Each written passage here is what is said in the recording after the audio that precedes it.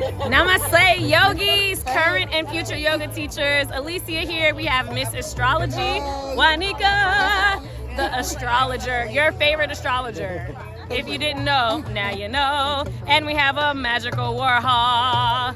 And he's gonna hold it down in the back for us. We got drum vibes. We got people that I just met. Actually, I met him at a different event, and then there's more people happening. Okay, so just know that's happening in the background. We're gonna talk about why, as a yoga teacher, it is a great compliment to learn and at least be familiar with astrology. So what do you like? Why would a yoga teacher really benefit from learning astrology?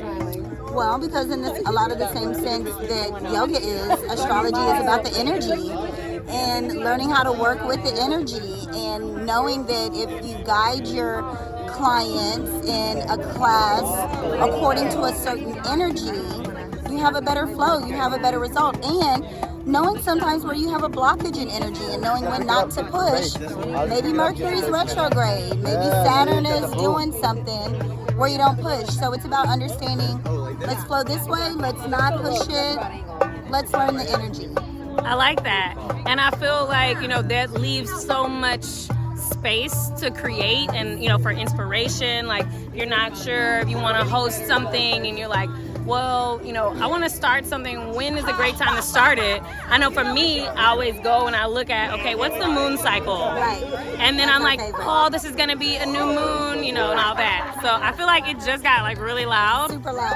So, they did that on purpose. Yeah, we're going to just, I guess, go with it because that's what we do.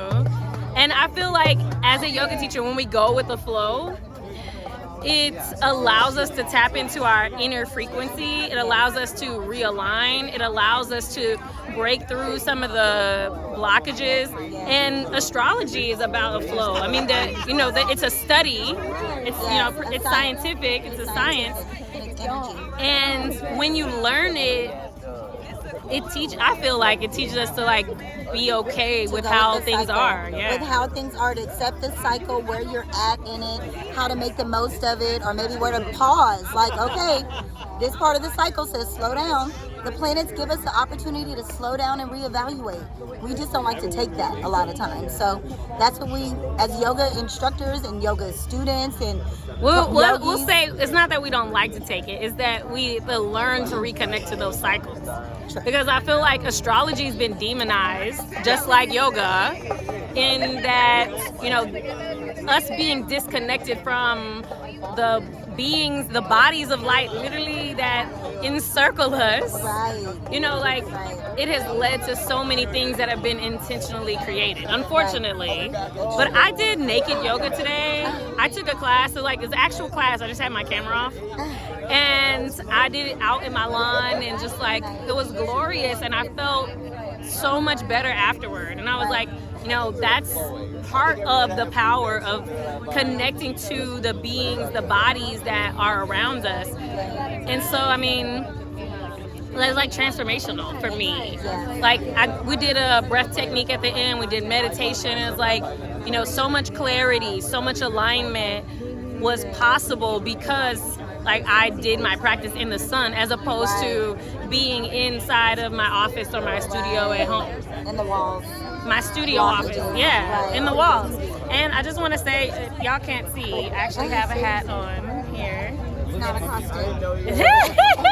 Well, the hat part is a costume. I don't wear hats usually.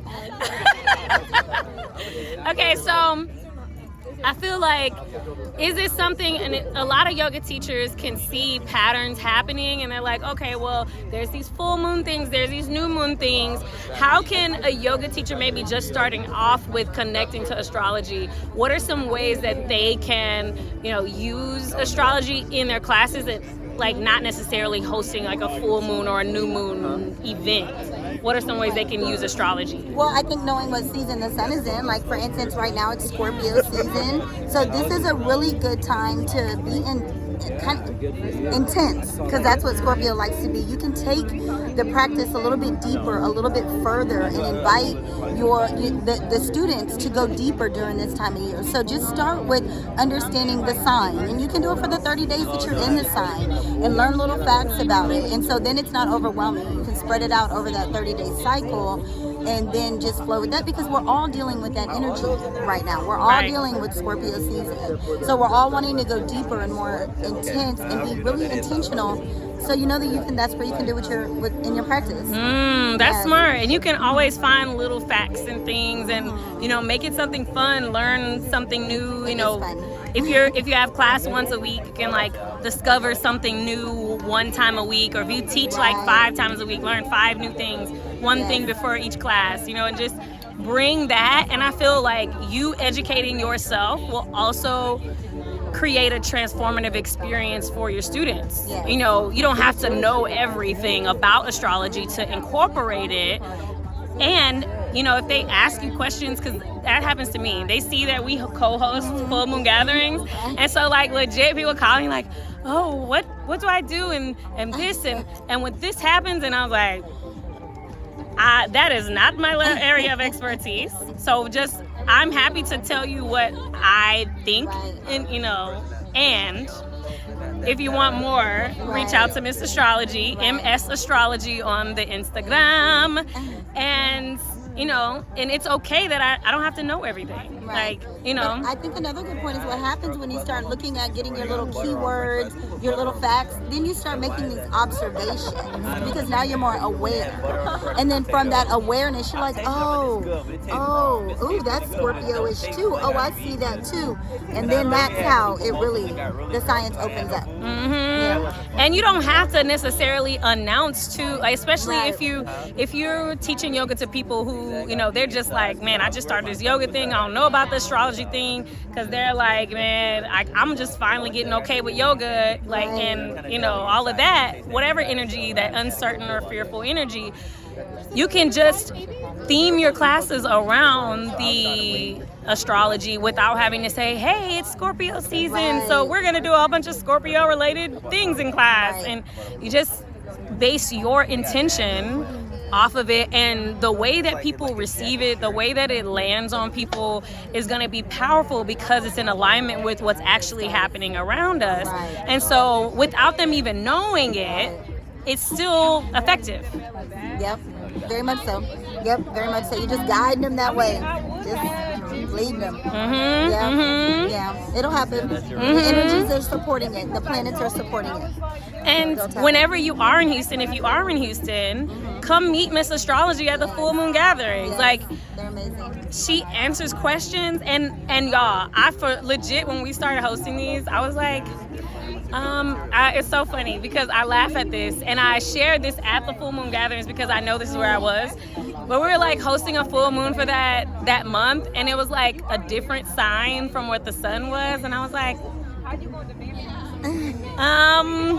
but I don't remember, when did we start these? The Aquarius. Yes.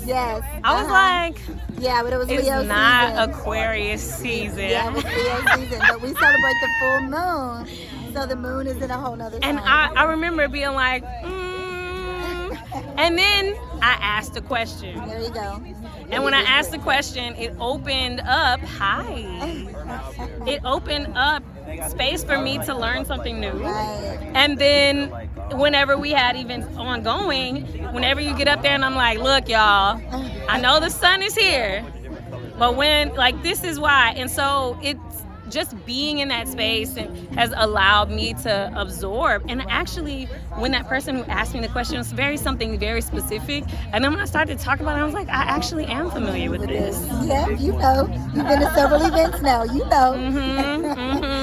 so that's all you gotta do is come, learn, do. It'll all come together. It'll all make sense. It'll just click. But you just gotta go for it. Just go for some of the information. It'll all click. And if you want to get a reading with Miss Astrology, go to her website. So if you're not on Instagram, which her Instagram is MS Astrology, Miss Astrology. What is the website? It's a cool website. Well, I have cosmicallylit.com, and then Miss Astrology Presents also. collective.com. So those, Cosmically Lit. That's where the collective is. And that's where I do more videos, more teaching, more weekly predictions. So, And you're going to learn, I mean, when you're open to learn and when you're ready for learning and signs and transformation just in general in life, it comes. And if you actively take choices and make choices that lead you towards transformation, it happens so much quicker than when, at least for me, when I noticed of just allowing things to happen, which can also be pretty powerful. So I encourage y'all, all the teachers out there, because the mission is to spread world peace through inner peace, which means that you're able to connect within as you share with others.